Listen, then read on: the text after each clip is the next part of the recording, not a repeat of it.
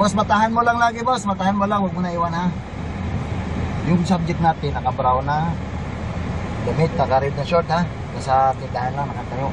So, takbo tayo dun, ha. Nang makumpirma ang lokasyon at pagkakakilanlan ng target ng operasyon, agad pinasok ng mga operatiba ng Northern Police District Special Operations Unit ang eskinitang ito sa Bagong Silang, Caloocan.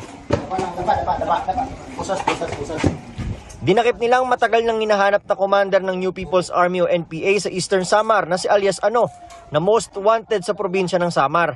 May information na nandito nga siya sa Kamanaba area, o Bagong Silang. Ay may coordination kami sa Samar na nakikita ko na sa site dito sa area namin ang suspect. Kaya nung na-validate namin at siya ngayon at yung nasa warrant, agad na kumilos nga kami at agad kinasa yung pag-aresto.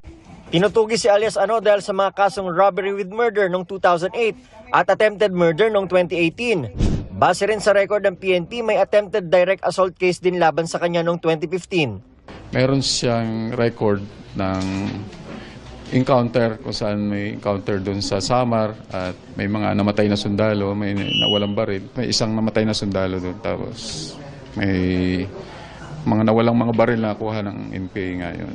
Tumanggi magbigay ng pahayag si alias Ano, pero ayon sa NPD, inamin daw sa kanila ni alias Ano na may involvement ito sa NPA. Hawak ngayon ng NPD si alias Ano na nakatakdang ibiyahe pa Samar para harapin ang kanyang kaso. Para sa GMA Integrated News, Nico Wahe, nakatutok 24 oras.